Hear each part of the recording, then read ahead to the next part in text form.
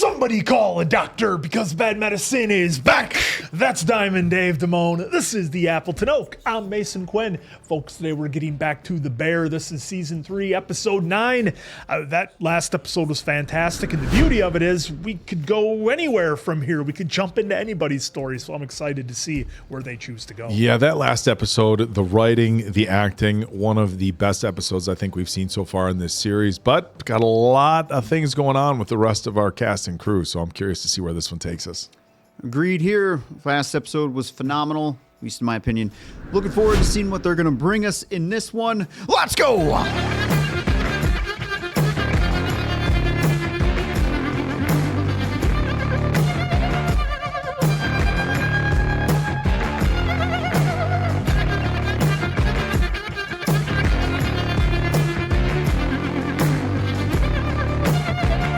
Something else is existing there. I don't know what, but there's something happening. It's not part of our normal day,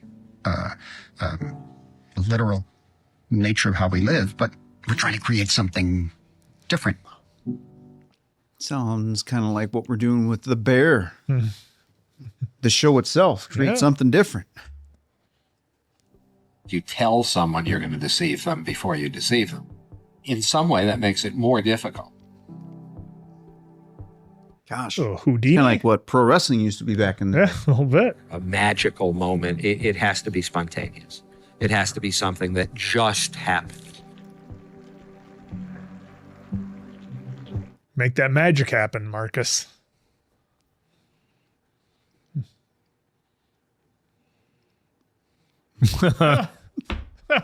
boxes. Carm. You know, all we do is break down boxes. Boxes come in, we break down boxes. Yeah. No, don't do that. Cut the tape. Yeah. They want to hunt us. Why? Who's pissed at us right now? Nobody's pissed. Sammy's pissed at us all the time. Sammy! I know who's pissed at us. Who? Yeah, who? Claire Bear. Oh, way to bring that up. Wow. Claire wouldn't hunt us. How do you know? That would be chaos, and she's peace. Totally. Peace. Like a bass, right? What? Gorgeous person. No, like she's calm. She's like the peace. P-E-A-C-E. Okay, yeah, Peace. I respect. You think about her? She's haunting you, dude. Why don't you just say you're sorry? Yeah. Can't do that. It's a little much. Hey, Claire Bear. Yeah? Hey, I'm really sorry. Done. See? Break down the box. They need one of those compactors. Maybe she's haunting you.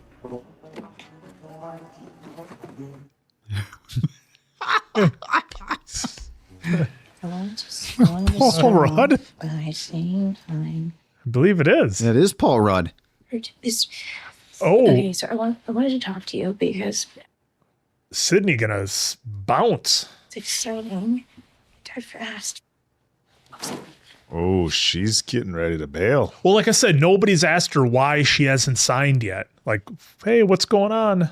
Cook is refire, please. Waiting on Wagyu all day, please. Again, let's go. Faster and cleaner, chef. No, refire again, guys. See how the other chefs? Yep. Still waiting on Angelotti. Cavatelli. Swinging. Oh, the Still review waiting on came out. Angelotti and Wagyu. Oh, I missed that. What did it say? A Swing and a miss. Yeah. Go, Sid. Waiting on Wagyu. Stellar experience. Push. Refire again. Let's go. Please give me the Angelotti. Worse. Ooh, the bear is worse than its bite. Please. Marcus, waiting on 23. Waiting on Angelotti. Oh, incompetent? Is that what that was? It's the third time in 2 weeks. Do you want me to do the people how to Oh, dropping plates. Worst, best. Worst, the best. Bear Oh. raises the bar. Shit. This is intense. Worst, failure. Getting mixed reviews is what we're seeing. Oh, I like this shot. That's Yeah. cool. The light and the dark like that. Two totally different worlds. Oh, that's a little aggressive.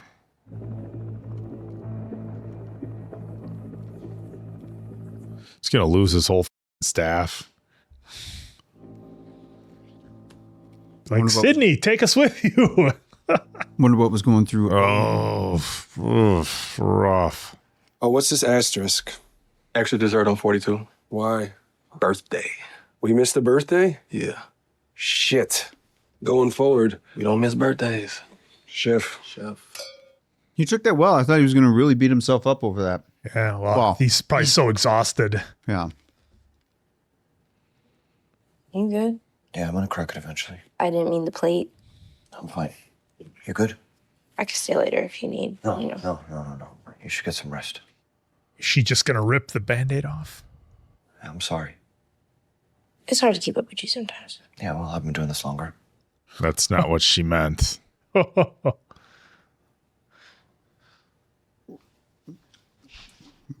Here it comes. You can wait.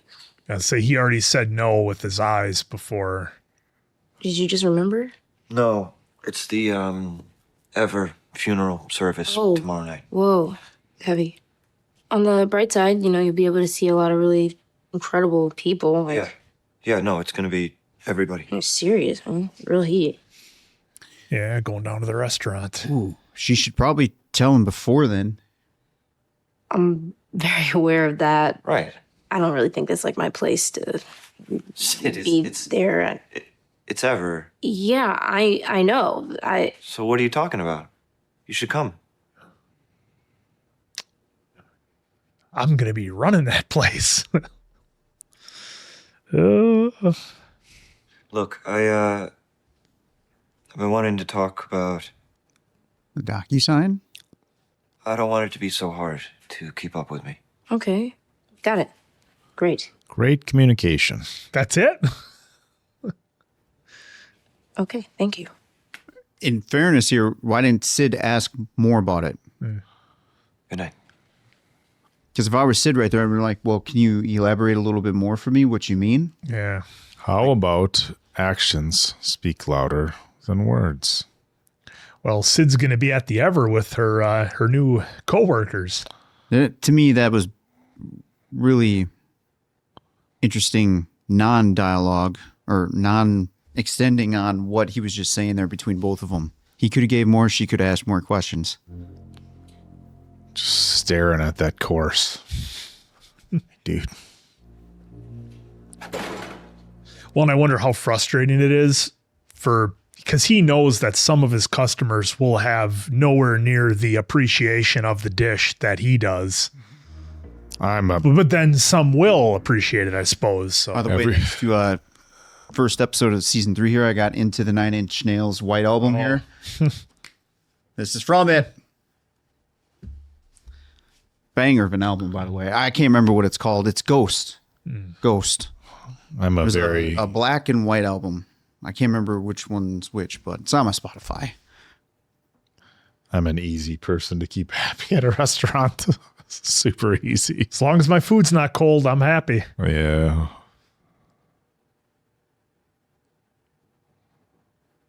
Wow, we went from 9 Inch Nails into a fade into REM. REM. Back in the cooler where it all went wrong, man. Sitting down, same spot and everything. Is he going to listen to the voicemail? Call her. Do it. Hit it. Call her. Do her, Carmy. Call her and say that. That doesn't count, dude. And get it? You got to work up to it. This is step 1. Well, he's taken on all the worst traits of the people that trained him instead of the best ones. This certainly isn't good. Sailing flush? What happened? Just playing with friends, fell off a reef. You ready? Ready. 1, 2, 3. Oh.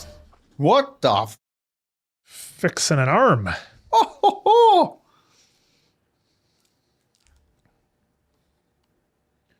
I mean, he should at least call and apologize. I'm not saying he should try to get back together with her because he's in no headspace for that right now, but just an apology. Just them having some dialogue. Just something. Even if he was... Oh. Wow. All right, well. Did we get that part of the voicemail before? Yep. Okay.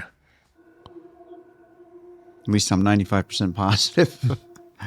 Is that a Scottie Pippen t-shirt? Almost looked like one. From beef to bear. Wow, best chef in Chicago. There you go. Is that mom? On the picture, it said dad on the call. Oh, I was like, oh no.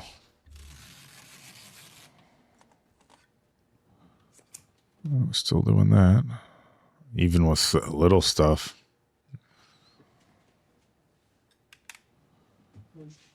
He's trying to get inspired. Morning, chef. Chef? You working out something? Grapes. Could we get Marcus a proper table so he's not all hunched over?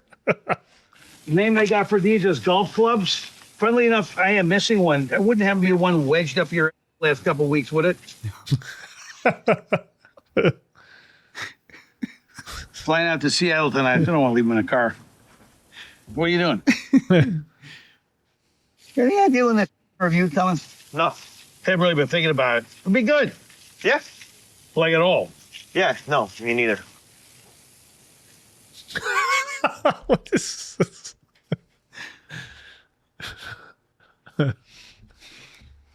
I went to this lecture series, U Chicago. Went to a lecture series? Yeah, I went to a lecture series. How do you think I got so erudite? By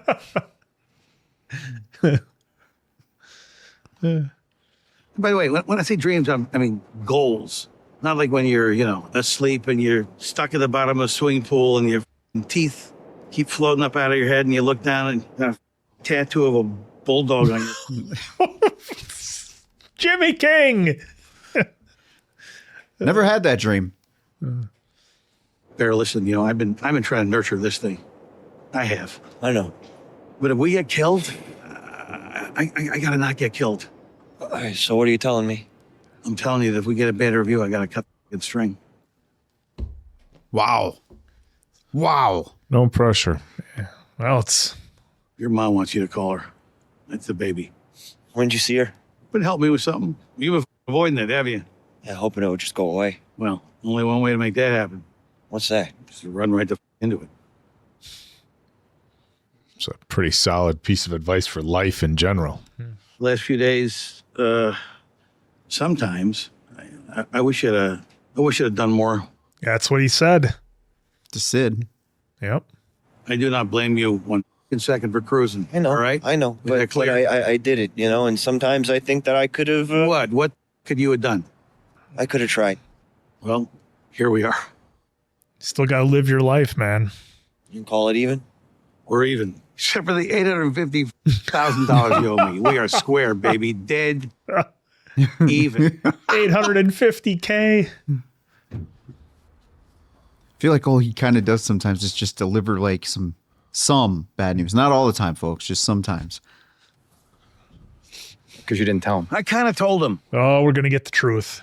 What am I supposed to say? You apologize. You tell him you love him. You'll make it up to him down the road. But this is this. It is what it is. Oh, no. Ooh. You have a 15-year-old. I'm not talking about him. How is your time?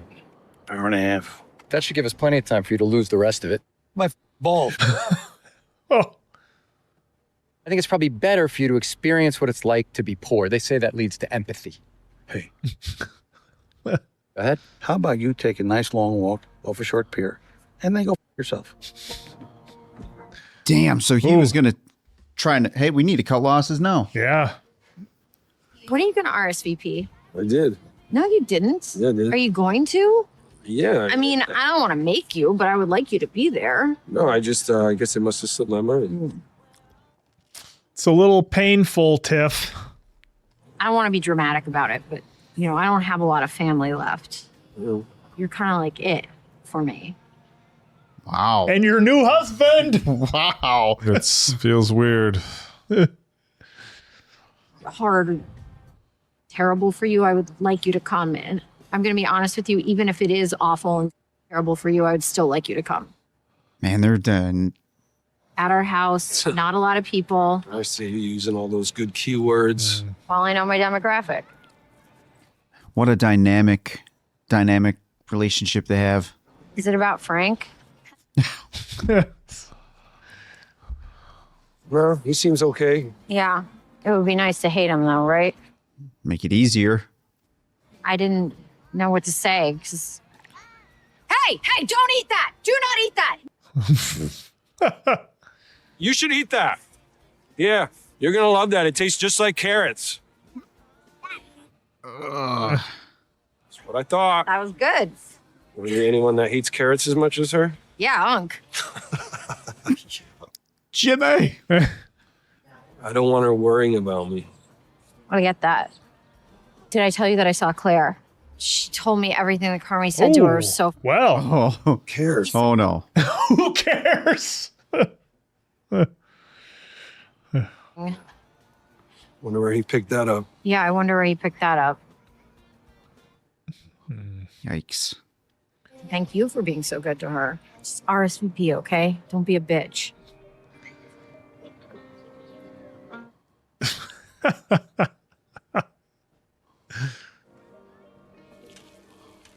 Interesting. Almost makes you wonder if they could have at some point worked through the hard parts. Maybe, I don't know. I'm hoping we still get be more. together. I'm hoping we get more on it so we can kind of figure that out. Yeah.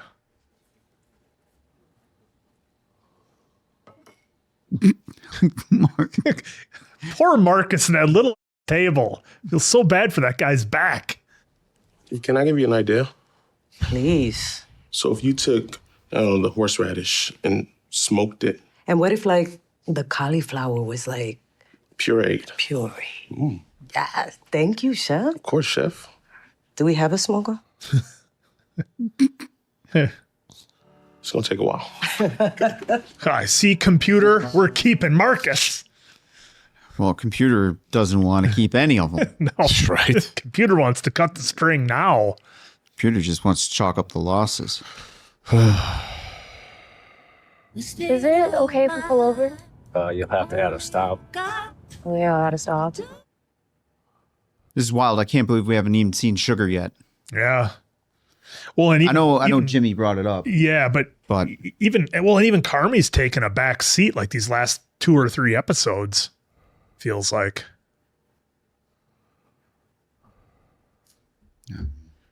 What a decision she has to make. Got to do what's best for you at the end of the day. Mm-hmm. It's Carmy kind of going back to the stuff that made him happy? Is that what I'm picking up?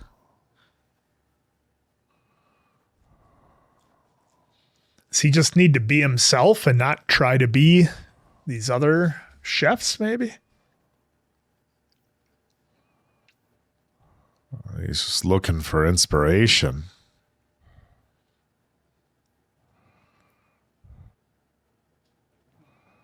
Sometimes I can't tell what's a flashback. Clearly, these are. Yeah. Look at that high school lunch tray he's got.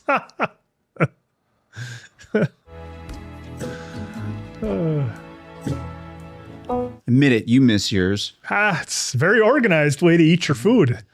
But when we get there, it's important that we go with peace. We don't want to put pressure on the situation. No. We don't want to freak her out. We want her to be relaxed. Yeah. I'm going to do all the talking. I'm also going to do all We're talking about Claire or Sugar here? You think it's weird that we're going I don't know. and speaking on his behalf? Yeah, it's Claire. Because we're good guys. We are good. See? We're good guys. This is meant to We're be. going to crash into somebody looking at each other like that. What religion are we? I don't think this is a good idea. I'm whispering because they're sleeping. Come on in. What do we got? We got beef bolognese, beef stew. He handled that so much better than I, because anytime family come up, shh, be quiet. Oh, hey, before I forget, Nat said I need to look through that thing. Oh no, you know. No, I looked through it. Oh, great. Yeah. Why, what's up? What? Nothing. Oh, she gonna... What did it say? It's a pretty good salary. 70 a year, couple bonuses. Insurance? After 3 months. The food is so good. Oh, thanks. You should be proud. So 70 plus insurance. So she's talking about the bear? Yeah. Because remember, they said Pete's going to Stew read would through make it. noise Yeah. if I cooked it. What? Like, would that wake him up? Right? Yeah. Yeah. Pete looked through the contract. And the other place was 80 with benefits. Ones were more noisy or something. No, thanks for looking at it though, Pete. Oh, my pleasure. Yeah. Wow, that's huge. Oh, God. Oh, oh, shit. Oh, shit. What are you doing here? What? Are you okay? Are you okay? I was sick. Are you sick? No. I wanted to tell you that Carmy doesn't know we're here, but Oh. and I think that he loves you, and I want you to know that, like, when we were kids and like when we were in high school, yeah. What is he doing? I didn't. I was walking down the hallway looking for Dr. No, you walked ahead of me. I walked ahead of you. Oh, no. This. I know. You have to leave. I took a couple wrong turns. I saw a guy get like was cut like wide open. Were you in an operating room? Like chips pushed all the That's way. what I'm just saying. Oh, so bad. He was doing great until he showed up. That was a miscommunication. Like he really has thought about it, and he told me a couple times like how much he does like. Fridge was good for him, by the way. Like I've seen him be happy before. Like This isn't helping her, guys. No. you're the piece. No. Yeah. No, No. exactly. Like you are the piece. No. Yeah, Clipper. You're the piece. You It's don't done. you don't It's have done. you're So I love you both. Though. Yeah. This is so sweet of you. Yeah. You have to leave my job She's- because this is my work. But but it's so meaningful, and your multiple texts mean Yeah. so much to me. Multiple texts. Who's Diane, by the way? No. You enough of my friends. Also, get that checked. What? What Kelly said. Just What get did that you- checked.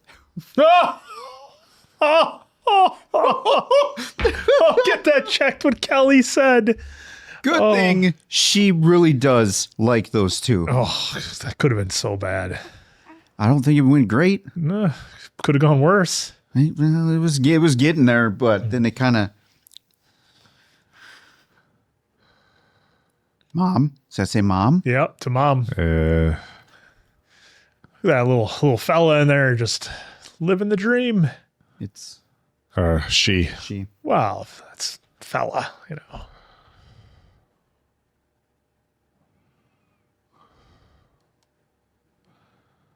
What are we looking at? What? Yeah. What is? Did he get the picture too? Or is it a text from Claire? What? What? Show us. Don't send your goons to my work.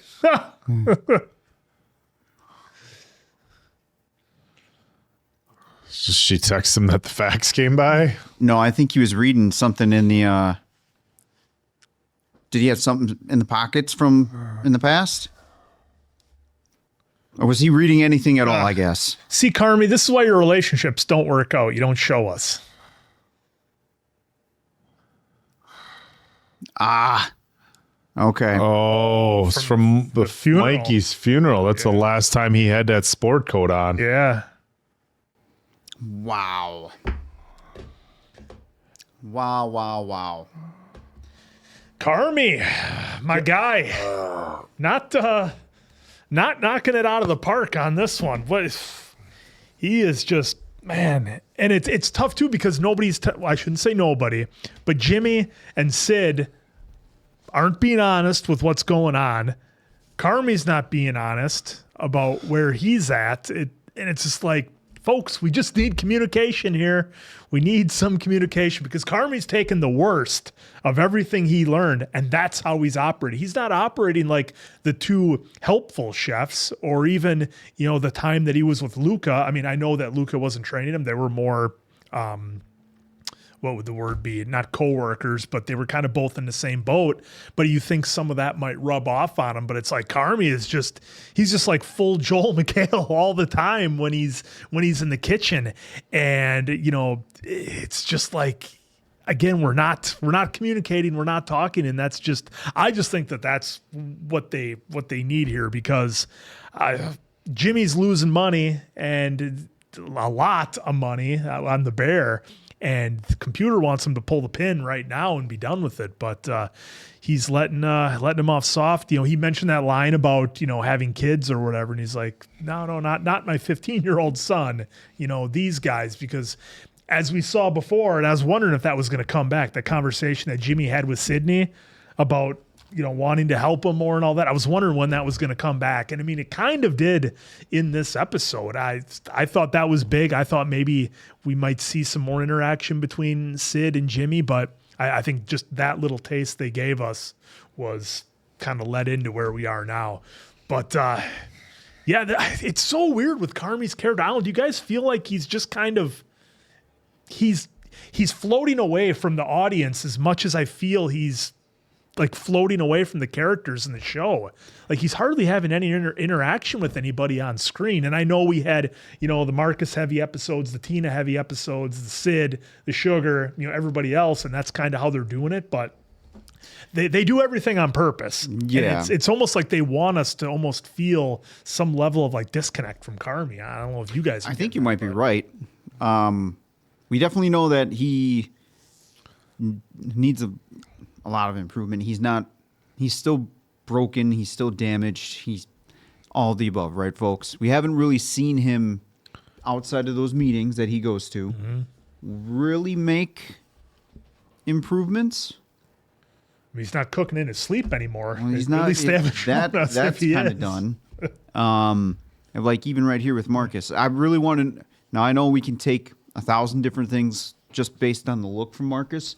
Yeah. I really want to know what really was going through Marcus's head when he saw Carmy with the eyes shut and everything too. Because remember, he encouraged Carmy, get us there. Yep. So I don't know, folks. Maybe I'm wrong in my assessment there, but I just don't. You might be onto something with that. Yeah, well, and it feels like an Oak. I know we kind of talked about in previous episodes about Carmy's just going to lose everybody. But the thing to consider is that aside from what's his name, Josiah, what was the guy that Sydney was talking to about reopening Ever once he has the backing? Like it seems like that's kind of the only high-end restaurant left in town. Now I know it's not because it's Chicago and they're going to have a few, but they very purposely showed us all these restaurants closing, and I think that's to maybe show us like it's all Bear or nothing outside of Sydney's opportunity, which she had Pete look over the contract, which was interesting. Now, it wasn't the contract forever. It was the one for the Bear, I believe. Which we finally got a follow-up on that, so I'm glad that happened. But again, nobody's asked Sid why she hasn't signed. That's driving me nuts. Yeah, it seems like a big oversight. Well, we saw in this episode, Pete looked over it, and it was interesting. I don't know where you pulled Josiah from. I forgot the guy's name from the last episode, but it's not Josiah. It seemed like it fit. I don't he know had glasses. He had that look. I don't know what it is, but I'm fairly confident it's not Josiah. Maybe Diamond Dave can pull it up from 2 episodes ago. But look, in any regard, they might not all be having offers, but we can see that their talents are all growing pretty exponentially, which it's an interesting thing about the position that Carmy's in. He's able to help other people become better at their skills. They've become more motivated to up their game because they're working with him. Yeah. Everybody wants to take things to a next level because they have the opportunity to work alongside him. But at the same time, he is not a good leader. And there's a difference between I'm very talented at something. Let other people learn from my skills and my talents, and I'm somebody who's a good leader, can lead a team, keep everybody motivated, keep things under control, keep things operating smoothly. Jimmy seems like he's a good leader. He seems like he could be somebody who's a good leader. Even Richie, for the most part, with his front staff and the way he communicates with people. But we saw earlier on, he's a people person. We saw that, especially in the episode that, not the last episode, the previous ones where we had with Tina and stuff. And you just caught glimpses of him in the restaurant, and you felt like, oh, Mikey and Richie are really people person. People persons. That's not Carmy. And he's an incredible chef. And again, other people can learn from him. But he's not in a leadership role, and everybody's getting exhausted with it, and even like he's just that cue, hey, it's getting hard to keep up with you. Well, I've been here longer. It's like, oh, like, wow. Like, and even when Sid said, hey, like something like, I want to run something by you, like his face told me, I'm not interested. I'm already saying no to whatever it is. Sometimes, look, I think sometimes people who are super type A. And Carmy, as far as his cooking, is as type A gets. He's incredibly particular about everything, incredibly high standards. Millimeters are miles. And, for somebody who's a cook at a restaurant where you want, that food experience to be just next level, that's where you need to be. But sometimes those people who are super type A, everything's black and white, they don't take social cues very well. And I've worked with people like that. I've worked very closely. I know people like that who are incredibly talented at certain things, but their ability to take social cues and to read people around them, adjust to how other people around them are feeling and things like that aren't always the greatest. And that's, what we're seeing here. And he's saying things like, I need to do better. So there's a recognition, but how many episodes have we seen recognition in? Yeah, we go way just saying that to get him off their we back, go way is that back the with right him. thing? No, I think he really feels it. I think he feels like he knows he has to get better. But when you put him in the moment of cooking, it's like he's just so fucking locked in to I'm cooking food, and everything that I'm doing here is around having the best the best plate go out to the people. And it's like, dude, you're still working with other people in the kitchen. Everything You need them. Yeah, it can't be, when somebody, fuck you, fire the plate again, fuck this, fuck that, and it's like, look, I'm somebody who swears a lot, and I'm like, I'm over this dude already. Like, if I was working, I'd have been like, look, man. And look, everybody's got bills to pay, and sometimes it's not that easy. They showed us a bunch of staff left after that first night. Yeah, they people lose just 3 servers or something. Yeah, it was a couple. Yeah, but I mean, that wasn't that was just up front of house staff. Yeah. That wasn't even necessarily. But I mean, even they're walking back in the kitchen, they're grabbing plates, hands and this and that, and like to see somebody like that, like, man, this environment's a little toxic. So they gave us that. They showed us he wasn't emotionally ready to apologize to Claire, even though he's thinks about her every day, like he said. You had the facts go there, which just it shows their character, but it also speaks volume about his, that like, dude, you don't and you brought it up. It's like, even if your goal isn't to mend the relationship as an adult, the window for a fucking apology was a long time ago. And yeah, you can still do it, but it sure means, like, what took you so long to apologize? And he can say, well, I'm this or I'm that or that or I'm this. At the end of the day, it's like, okay, well, look, at some point, guess what? You gotta be a fucking adult, And it's, Jimmy's speech even, like, oh, I've heard these dreams and this and this and this, which was inspiring, but at the end of the day, you got bills to pay. You have to perform, Yeah, because we're waiting for that review to come out. And they kind of swerved us in the beginning with all those flashes. To me, the way I good, took bad. the flashes, I did a quick overview. I think we're getting an inside look inside at his head. Yeah. He's and it kind of ties back to Jimmy, right? Giving him the light touch of, we better get a good review or I got to cut, even though he was meant to say, hey, yeah, this is done. This is done.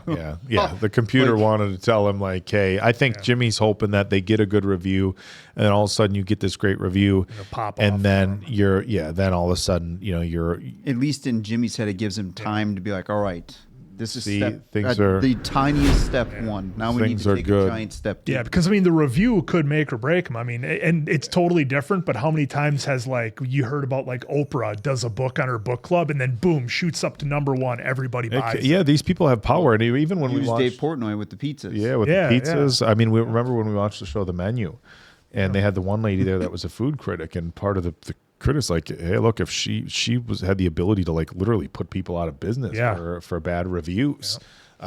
So look, I am not anywhere near deep enough in the world of restaurants to know, in this sort of restaurant in that type of city, what a review would look like, but it's definitely going to have an impact, and they're showing that. And Dave, I agree 100%. Like, originally I was like, okay, did all these reviews come out? Because they kind of left us hanging and didn't come up with the review thing. And it's like, maybe one of these companies or one of these papers did a review, and then everybody else started writing reviews. And is that what it was? Like, okay, everybody's doing reviews, and I think that's what they were trying to show, was like his mindset, and because of course they gave us later that the review didn't come out. Yeah. But it was interesting that they gave us some numbers that Sid was getting with the restaurant, because the last guy, I think he said 80 plus benefits. Plus bennies. He said 80 plus benefits plus bonus. And now you come back and you say, okay, yep, it's going to be 70 I think he said And she plus. was going to be running it. It was going to be her I don't restaurant. think he said bonus with her. It was 70 80 salary. You got benefits immediately, is what I believe. This one was 70 salary. Yeah, and 3 3 months. months before your bennies kick in, Yeah. plus bonuses. Okay. So she has opportunity to make more. Here's the way it sounds. Yeah. But because he did she's- say that he was going to be just like business stuff. It was going to be her. Yeah, I think restaurant. the big difference with the other one is, you know, and I could be mistaken, is this one, it's a partnership. So obviously if the restaurant does well, you can make more money. Where the other one, hey, we're going to pay you 80 to be. You have unlimited growth potential. Unlimited here growth at the Bear. potential. Hey, you can well, make look, as much money as you look, want. but that's a big decision to make. Because if somebody threw something at me and it says, okay, you can do 70 with a potential for bonus if the restaurant does well, and it's gonna be 90 days for benefits, and that's 60, 90 days for benefits. That's pretty standard, right? But the other place says, hey, 80, and you just come in, you have it your way, you're the cook, but you're not worried about business decisions and all that. Look, the success of the restaurant obviously is heavily placed on your shoulders because you're the chef, and they go out of business, then you're not making any money. But the opportunity for bonuses, if this place does real well, it's a lot to it's a lot for her to think about. Yeah, so. to me, it comes Joseph. down. To me, it comes down to does she want to keep putting up with the Carmy bullshit? No, I wasn't. Or no, does she want? No, yeah, dude, you're just reading. Yeah, don't worry about that, Quinn. To me, it comes down to does she want to be in that? I shouldn't say Carmy because bullshit. Sid talked to that guy and she asked, "How's the review?" And he said, "No, it was he played poker face with her by the steps by the subway." That's not the guy's name. No, it's totally no. I know it's not, but that was the scene. Is all I'm saying. Nonetheless, go ahead. All right, I think Sid has to kind of, which, by the way, now recalling with her flashbacks, is like, do I want to stay here and deal with this environment, or go there, and it would be my way, highway kind of thing, with not that kind of BS. So it is tricky. Sure, her earning potential as of right now would be higher with the Bear, but of course, personal preferences now come into play of like mental health. Health. I mean, a lot of personal preferences is the way it comes down to for me. So I don't know if we're losing Sid or not. I mean, a good boss is worth a lot. But okay, to Dave's point there. Sure, now she's running it, or whoever's point it was, she's running it. Oh, now those backers are pulling a Jimmy. Well, we're shutting down now. There's a lot. There's the tiniest flexibility right now with Jimmy, right? So I don't know. It's one of those crazy things that just, and I life, wonder you have if to make some choices, right? Well, and it's tough because we don't know the books of the Ever and how they were doing. Like I said, I assumed it wasn't great because the fact that the head chef just retired from it and completely pulled the pin and didn't try to sell it or hand it off. Now it is getting sold and handed off because She of the might backers. look. There's, and I was thinking about that. Like if I'm and some of the chefs are very, I don't want to say eclectic, or they're very unique individuals. If her entire name was made off of that restaurant ever, this is my restaurant, I'm retiring. If you sell something that, like imagine all of a sudden, hey, this place. And then it goes like, that was my restaurant. Yeah. Even like say like, hey, I'll sell you the restaurant, change the name. Everybody's still coming to the same place. Oh yeah. Hey, that place oh man, it really went down the toilet. Yeah. Like something that you put that much passion into. I think I have a better understanding of why she would just want to end it. Like, look, guys, I'm retiring. This is done. Now, from a financial standpoint, and look, if she's the top chef, look, maybe finances aren't an interest. Of course, if you sell the restaurant, then there's a different story. Look, maybe she sold the building. Like, hey guys, because remember, Jimmy was talking about selling the land and stuff millions. Like that. Yeah. So we don't know if she just said, hey, look, my retirement, I can sell this building and make all this money selling the building. Yeah, and I have a hard time believing she had money issues with it because they were 5-6 weeks out. Yeah. And every day. Do you see what I'm saying though? Like if she's the chef and is like, this is what I built my name on, I'm done. Yeah, you're not going to use my name. That's exactly it. This goes with me. My staff wants to open up a new place. Fine, it's going to be a new name run by new people. It's not going to be somebody else who comes in and buys my restaurant and changes things. This was run my way. I had things my way. Now, speaking of my way, they did show her kind of teaching Carmy, and then they showed the other gentleman teaching Carmy, and you saw kind of the teacher role they took with him, and the learn from what I'm trying to instill in you, and then they showed him hurry the fuck up, being Joel McHale, and it's there. like, and I understand everybody responds differently to different types of stimulus, in certain situations too, but it's like, dropping F-bombs at people all day, I think we can all agree that can become a very exhausting type of environment, and something where, like, do you want to go to the work the next day? Like, do you really want to? Motivating. Do you really want to? I'm amazed these people have hung around as long as they have. Yeah, and it's one thing to have like a boss who yells. I did, we've all worked construction jobs with a boss who yells at you, but it's never anything like that really like just demotivates you. It's like, he's yelling at me because of whatever. So I don't know. I just can't. I can't wait. We're on to the last episode of the season here. I'm very curious as to see how they're going to wrap this up. Well, I really dug the Tina line to Marcus. You're lucky to have those memories. That kind of hit home, and I just never even thought of it like that. So that was kind of cool. That whoever wrote that had Tina say that, because that was, to me, that was a perfect spot for Tina. Well, just that whole conversation. And I'm glad that she also told Marcus, like, hey, it's okay to not be okay. And then he opened up. Yeah, because I mean, that whole scene, what did that take? A couple minutes maybe? And it gave so much to those characters. Dude, you go back and scrub to that. I don't know if it's going to make the cut and see my face when she said that. It was like, Yeah, it was a powerful line. Yeah, my dad passed, 4.5 years ago already, and like when you hear somebody put it like that, like, oh, I've got a lot of good memories, and you're like, well, be thankful that you have those memories. Like you don't ever really think about it like that. You're thankful, but like man, I've got a lot of really happy memories. That hit hard. They put a lot of stuff in this series that hit hard, but that line from Tina, that hit really hard. Yeah. So. Yeah, and then I'm glad we got a little bit of Pete, and then at the end, we got Sugar texting Mom. So that is a positive. Huge positive. That's again another step in the right direction, kind of answers somewhat of what we were asking long term. How does that affect the relationship? There's communication they're keeping that's lines big. of communication. And look, that's a big deal for anybody, but especially for grandparents to have your kids, texting you pictures. Well, and the way they were before, it was like zero contact. That wouldn't have happened. Yeah, she didn't even know the baby she didn't was even coming. know she was pregnant. So yeah, and then in here too, again, of course, Jimmy with computer. Man, I'm wondering again if that's really all. And then real quick, I wonder how much computer is going to be able to keep going and telling Jimmy, like, hey, today, this episode, hey, cut it, done.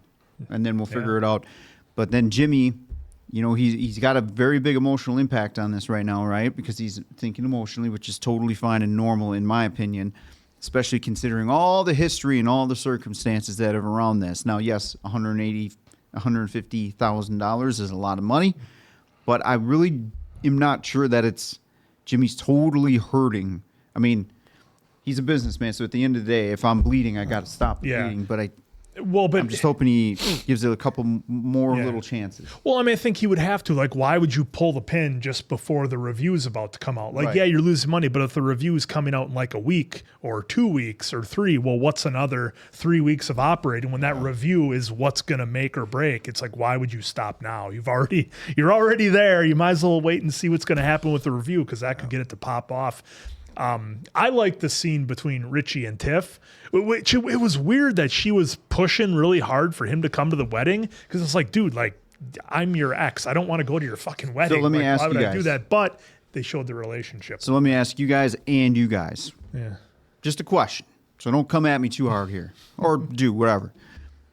Was it kind of selfish, Tiff, to ask that? And once she teed it up that you need to, and then changed it to the daughter, Yeah, I mean, I didn't Was like it how selfish? I didn't like how the whole thing went because look, the scene is so conflicting because I think it puts them both in a bad light of like, look, maybe you two assholes should have stuck out the bad times a little bit for your fucking kid and maybe tried a little bit and maybe things would be fine. Like Maybe they did. I mean, we don't, but we didn't see that. We just all they showed is what they gave us, where all of a sudden they were done. But I see a couple here who's having a good conversation, getting along, having laughs. They obviously don't hate each other. Richie still thinks about Tiff so much to the point he's been wearing his wedding ring for 3 seasons of the show, and it's frustrating to watch because you're like, guys, you had it. It was right there. But in terms of selfishness, I think it could be looked at as that, where she wants him there for I'm not trying to paint that in a negative light, by the way. But just for a reason of like what? Because you don't have any family, you have to ask your ex to come there, and now it's for the kid. And from Richie's standpoint, think of the kind of the weird spot. Dude, he doesn't want to be. He didn't RSVP yet. Look, he just took off his wedding ring. He was hoping things would work out. And yeah, look, I don't know if I want to use the word selfish, but like she did the whole, I really want you to be there. And it's like, I was waiting for Richie to be like, look, I'm still in love with you. I don't want to come there and watch you marry another person. Remember all those calls he was making to her? Yeah, it's a very tough situation. And look, co-parenting can be a very difficult thing, and you do the absolute best that you can for kids. And look, kids are smart. They know whether the relationship between mom and dad is good, bad, or otherwise. And so I think for the optics of dad being at the wedding, but I don't think he needs to be there. Yeah, that's a painful thing for him to be part of. Especially, like I said, he's been wearing her ring for 3 seasons, in love with her, made all those calls. She said, "You have to stop calling me. Yeah, you can't keep doing this." And now, well, that's why I'm asking: is it selfish? Because part of me is like, that's pretty selfish to ask, but then on the other hand, I do understand why she's doing it. Or at least I want to think that I understand. Yeah, there's no love. It feels like you said, it feels like there's no love loss. So something in there didn't go away. Yeah, but I wish they would show us. They just didn't. I think make it work. Look, it just couldn't work. I think everybody's relationship with their ex is going to be drastically different too. I mean, but in his spot. I have some exes right now where if it was like, hey, I have this thing going on, could you come to it? I'd be like, yeah, all right, cool. Well, bring the fam, we can get along. There was a time we were together in our lives and we experienced some good things together, but we've, everybody's moved on and, we're happy, but this isn't the situation with Richie, Yeah. Because he'd take her back in a heartbeat. That's if the opportunity exactly was there. it. I mean, I'm not saying exes, can't be friends. I'm not saying you can't be cordial and do events together. And, but Richie hasn't moved on. We haven't seen him on a single date or anything. We saw him kind of talk with the woman that was working at Ever, but we don't. That maybe that felt like very just being friends. Business with maybe a tiny little connection. But we haven't seen him really try to move on. So it's, again, I'm not saying you can't be invited to your ex's wedding, but under these particular circumstances, I think it's pretty rough. Well, and to be fair, Tiff doesn't know what Richie's going through because she might a little bit because of the calls, but she doesn't know what's inside his head and what. But she would have seen, with exchanges with kids and stuff, she would have noticed. Hey, I see you're still wearing your ring. Well, right. It's like, and you don't have to have somebody explain to you what that means. That's a pretty it's a pretty clear thing. It's one thing to still be wearing the ring when, right after you break up, but she's been with Frank for how long? And he was still wearing it, almost to the point where, she could be upset at him and be like, hey, it's really time to take the ring off, Yeah. Lots to unpack. One last question. Did it work with the facts talking to Claire Bear? You guys know. We don't. I don't know if it hit home just because. I think in 99% of situations that's a bad idea because the easy response is he should have came and told me himself. And in this circumstance, I feel like Carmy's got he's been through a lot, but I feel like he's got a lot of adulting he needs to learn to do in his life. Real quick, I forgot to mention it during the first one. especially when he's getting that dark cloud of Jimmy constantly over him, like, yeah, you just might have to close the pressure on that too. But I just not look to dive into that. I just want to highlight again, just as person to person. Forget the relationship, person to person. I'm sorry I said those things. This is a really bad night, and look, he can. And I don't want to say that it's an easy thing to make excuses for, but she could be like, look, I was so frustrated. It was such a huge night. I got locked in the freezer. Right. The thing broke off. I said a bunch of shit I didn't mean. He could say that, but he hasn't even made no attempt. No, the only thing that I will say is the 1% of why it might have worked is because she knows him very well. She knows he's very reserved. She knows what type of person he is. So maybe having guys like the Facts come out and say, hey, look, and she knows maybe he's not the person who's just going to open up like a book. 99% of the time it's bad. This might be the 1% where it was okay. Yeah. I'm just not sure coming into your was she a trauma nurse or emergency room nurse? Probably not the best thing to come in. Hey, by the way, how would you like me to bring up all those terrible things that happened that night while you're at work having to deal with terrible things walk into her door? But well, one way to find out, we got one episode left of season 3. And then we will be on to 4. So let's find out what happens. That's Diamond Dave Damone. This is the Appleton Oak. I'm Mason Quinn. This is Bad Medicine. That was the Bear. One more to go. Let's see you here for the last one.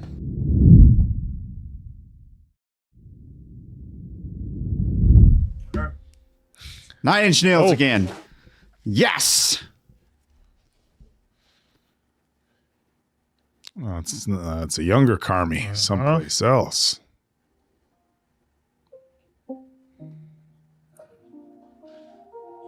Love how they open the season with the song and ending it with the song. Love it. Morning, Chef. Chef, morning. How are we doing? Good, Chef. Good. Good? First week? First day. Really? First day. Showing you how to remove the wishbone. Right, make a wish. Roasted chicken, we take the wishbone out, we hang it up and dry it overnight, and then you can feel it, right? The vibration on the knife. My dental hygienist cleaning my teeth. Is he a real chef, folks? I don't know, but he's a great actor. Bring it back and push. Turn it over. Bring it underneath the wing. Wrap it around. See the neck right there? Very simple. Oh, simple. Yeah. That doesn't Probably look is. very simple. I mean, I'm sure once you've done it. That's how my rotisserie chickens are done at the gas station. In England, under the reign of King James III, and it was anti-Catholic sentiment going around the country. And so they call it the ass end of the bird, the Pope's nose, as a derogatory comment. Yes, it is. 23 years now, right? 23 years. I went to work for a French chef named Roland Hennin. And he came to me one day and he asked me, he said, Thomas, do you know why cooks cook? He said, we cook to nurture people. You'll have a legacy here in this restaurant and just try to do a little better than the day before. This is such an amazing scene. His voice is so calming and soothing. You're nurturing the team you're cooking for. We're even nurturing our farmers, our fishermen, our foragers, our gardeners. We're bringing us all these wonderful ingredients. It's all about nurturing. I'll let you at it. It's Thanks, Chef. a vast difference from where the f- is my Fire it again. You know, I think they've been showing us all that, right? Because I think this is to show that he's struggling. Yeah. You know, because every time they show us that his training, it's just Joe McHale's character. Yeah, it was the only one that's difficult. That I can think in this moment, folks. If I forgot one, forgive me. Yeah, and that's who he's like molded himself after. Yeah, the worst guy. The worst of the worst. Everybody else. And I mean, this guy's even significantly more positive than the previous, you know. Are we getting a Stranger Things crossover here? Got some D&D song. Oh. If they're singing about D&D, he was singing about Dungeons and Dragons and a 12-sided die. Yeah. Folks learning. Fellow Dungeons and Dragons. I thought you were going with like the 80s theme. I'm like, these are far from 80s. No, Dungeons and Dragons.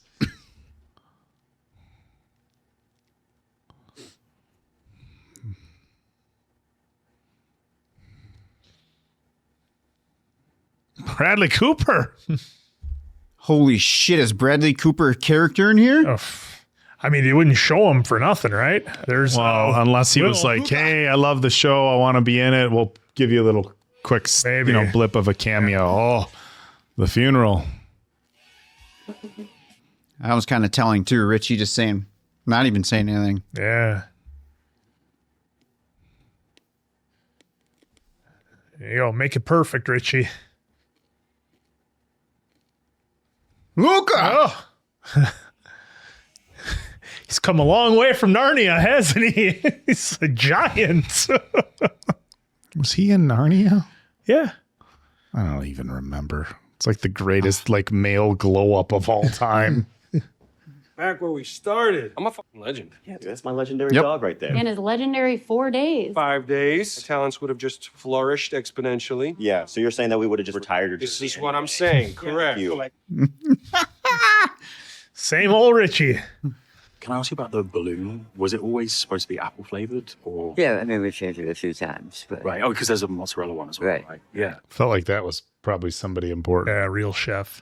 You guys mind if I hang in here for service? You don't want to sit out there? No. Of course. Wants to be with his people. So with the truffle explosion, is that injected or is that set when you make the pasta? That's set. Oh, okay. That one's set. Oh, okay. Because it explodes so much. I thought it maybe, right. injected. You know, I've been an adrenaline junkie my whole life, but that shit does not come for free, and I don't think I want to pay with my sanity anymore. Yeah. Oh, wow. Pay with my sanity anymore. Carmy? Yeah. Carmy? No thanks. I'm retired. Mind if I take it? Go get him, Chef Jess. You know, actually, again, needles. Just drilling this guy. He's probably not going to see him after this. Yeah. How did you come up with that plate? Because there's nothing I've ever seen. Yeah, you know, I had it. It'd be like you with, Hornswoggle in 2008 backstage, with Orton and Triple H. Hey, where do you want me standing right there, right? Right there? One hand or two? Neither, brother. Neither. I'll just fall on you. Everybody's Chef Sydney. It's Luca, Sid. Oh, hey. Yeah. Will. Good. A room, Oh, a giant room of talented people. That was all the people that were featured. Yeah. First dish that I'd fully made. It's the most fucking terrifying moment of my life. I was staring at it from the past all the way through the dining room, waiting for the ceiling to collapse or something. My first dish? Yeah. It was awful. Answer the dish. The dish was awful. Just scaled back. I think this dish had 12 elements on it. Mine was cornbread ice cream. Working for this guy, he ran me through the gamut. How many different ways can you get ice cream to taste like cornbread? Months and months of different ways. It's why I became obsessed with ice cream. Well, that was interesting to hear that she scaled back. Yeah. She learned when he dined out with his spouse, right? No. Is he really there? Or is he imagining it? Oh, no, he's there. A soft chocolate ganache. Showed it to Alex, and he was just greatest ganache. And then having someone you really respect, not just you saying it's ready to go on. Yeah, Chef, it's not ready yet. You understand? Oh, she's seen everybody talk about their own individuality. Yep. And she's never going to have that where she's at. Mm-mm. Dare I say, the greatest mistake is working for a bad boss? No! Oh! The culture that you choose to create. This needs to get good or go away. This needs to get good or go away. Just because you're in the fucking Napa doesn't make this a not business, you know? People say that I self-sabotage myself, purposely put myself in the shits. But it's because I need that fear. Is Carmy going to realize? Oh my God. My barber was around the corner from the restaurant. I had my number 2 was yo, hold it down. I'll be back. So when I came back, where were you? Oh, I got this thing for this magazine. He was like, the magazine's called Dessert Professional. Was that professional? Well, it was around the corner. He wasn't totally wrong. Yeah. Actually, now that I think about it, I was right. oh, God, Joel McHale was perfect casting. We used to do Julienne showdowns. I'm new and I want to prove myself, earn a bit of respect. Second or third cut, slice my hand open. It was so embarrassing, but they were so cool. Oh, yeah. Well, and it's great to hear everyone has screwed up somehow, some way. Yep. They've all been through it.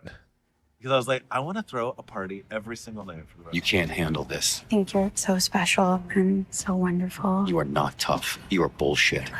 This is nuts. I'm not convinced he's actually there. No, he's there. He's there.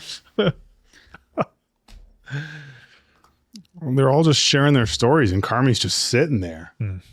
I feel like an imposter because I feel like I don't like cooking. At Elska, we run the food to everyone who comes and eats. And that has added this like additional layer of something I love. The chefs run the food? I suppose you see the person behind it. Cooking. I love it. We get to help people celebrate some of the most important moments of their lives. Very true. Absolutely. Every time I find myself like about ready to burn out, I reconnect with the fact that that is the business we're in. Wow, that's powerful what he just said. Definitely met thousands of people who definitely do not love restaurants. Well, they would love ours. Yeah, why is that? Because it would be ours. Sometimes you just have to give up. You should be fucking told. Say yes, chef. Whoa. This is getting intense. Failure. Your brother hates you. Why do you keep trying? Fuck off. Sorry, I forgot my spoon. I want to use my watch. Damn. People often talk about restaurants as in, what's the history of it? What about the, quote, chef? And I think what I've learnt, people don't remember the food. Sorry. I'm so grateful that you're all here and thank you. You hear that about a lot of businesses, so they work with families that continue to grow. It's an interesting point. Well, I just would assume that the mindset would always be, hey, the food, but that makes a ton of sense. Yeah. I guess I never really thought of it from that perspective either. Other businesses, yes, but restaurants. I think I surround myself with people better than myself. What about when you're not at work? Didn't mean at work. Oh. Don't tell anybody. This might be like the hardest meal he's ever cooked. Yeah. All these professionals. It's just... How do you not judge? Right. It's your job to judge. Day in, day out. Like robots. Shell-shucking robots. Not like a trauma dish, them. Messed up thing is like already make a dessert version. Really? Yeah. Sweet pea panna cotta. For dessert? Repurposed your trauma then, I guess. That's what we can do, right? Carmy's just staring a hole right through him. Repurpose your trauma. Who are you staring at? David Fields. Oh, shit, from Empire. He's the worst and one of the best chefs in the world. Used to be one of the best chefs in the world. Total prick. Not anymore. Dude, let it go, dude. Dead inside, cold, never turns it off. This is the first time he's probably really letting it out, Dave, so easy to say it. Hates black pepper for some reason. I'll never understand. And calm. Carmen. Is he going to go over there finally and say something? But you hope he doesn't make a scene here when this is all Maybe down. do we hope he just says I was that way to make you better and like Carmy can let go of everything? Maybe that's what happens here. I was that way to make you better and then everything. That was one of our good thoughts. way, though. How you doing? Ragazzo? Oh, fuck. Dude. I always wondered what I would say to you if I got to see you again. Let's have it. After fuck you, I don't have much. Yeah, you. For anything in particular? No, just generally being you, I think. Yeah. Just feel good. Got it. Well, this has been nice. Yeah. Complete. Yeah, like you mean nothing to me. Yeah. Right there. It's like I this think guy. about you too much. Yeah, there you go. Yep. I don't think about you at all. I don't think about you. Why are you such a fucking asshole? Thank you. There we go. Dude, he's tearing up. I'm welcome for what? You were an okay chef when you started with me, and you left an excellent chef, so you're welcome. No, that's not how that goes. You gave me ulcers, right? You understand that? Yeah, I gave you confidence and leadership and ability. It's done right now. Dude, you need to unclutch your pearls. Holy shit. I shouldn't be surprised. You wanted to be excellent, so you got rid of all the bullshit. You got great. It worked. You're here. I'm gonna go piss now. What a piece of shit. No, what a piece of shit. No, we told him. No, dude, that's not how you fucking go about it. What do you want to hug? That's you encouraging it. I don't get it. We'll talk about it in review. It pretty much went down exactly the way I thought it would. I am happy that this conversation happened because now hopefully he can let it go.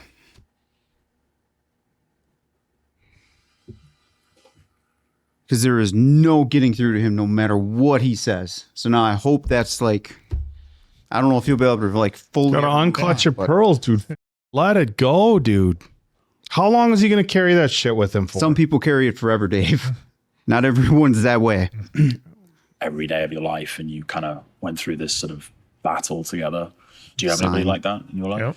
He said, "Oh, hey Lucas, you still doing the cooking thing?" Sydney, could I borrow you for a second? Yeah, sure. Hey, do you think now would be a good time to talk to Carmy? Yeah. Did you mention to him yet about your my offer to you? Well, and she gets to be CDC right away.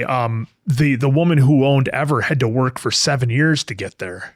You just talked to Carmy? Sure. No, not yet. Okay, cool. I mean, let me know. If I need to start looking. No, I get it. And I wasn't sure if you'd spoken to him yet, so I didn't. No, want I just I haven't found the right time. I think. And never is.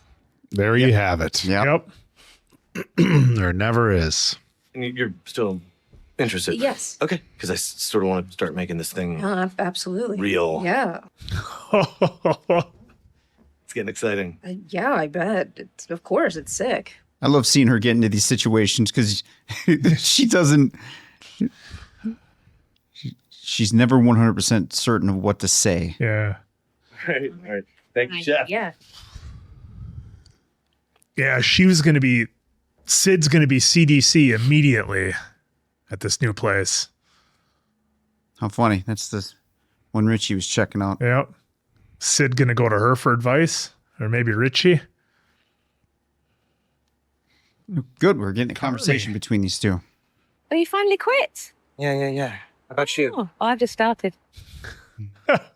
The construction of that, I watched that whole building being built in its entirety. Really? Yeah, it's like real life Jenga. Stressful? Yeah. Oh, to see them set up the crane was like, I don't think I ever got to tell you just how much I learned in this place. I learned that I want to sleep in more, want to go to London more, want to go to a party, I want to meet people. I think we got our answer. Yep.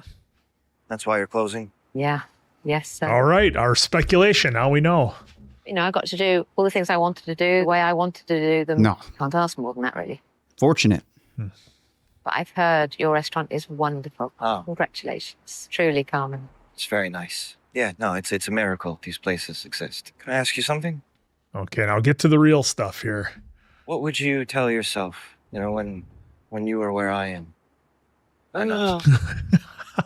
I think I'd tell myself that you have no idea what you're doing, and therefore you're invincible. Interesting. Can I ask you something, Carmen? Until the money runs out.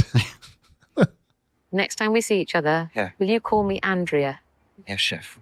Thank you. You're like the friend thing, just call me by my first name.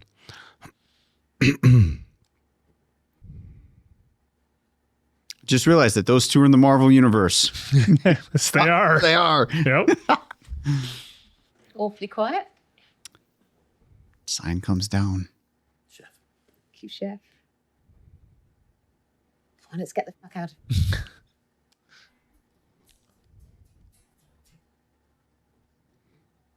No, we got the party's just beginning. The after bar. Party's just starting. There we go. Wait, wasn't that the beef hot dog? Beef, inflatable. The facts with the kegger solo cups. Uh-oh. Ooh, we're going to get the official connection here. Oh, yeah, gotta feed some drinks to that one. Ooh. Oh, yeah, or waffles. Tombstone pizza. $500.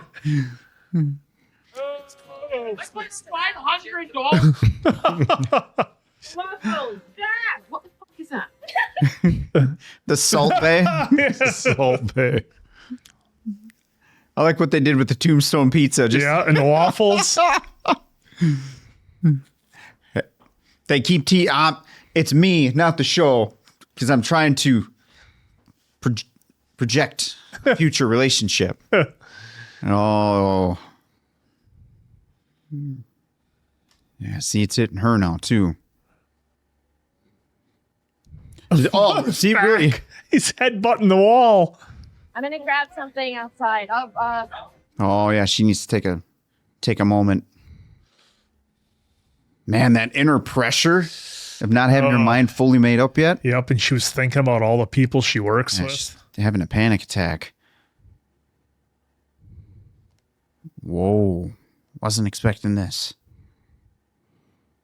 God, I wonder if Carmy's going to walk up and catch her in this moment and realize like everything that Joel McHale's character did to him, he's now doing to somebody else. Yeah. And everything that her and Luca were talking about having somebody to kind of lean on.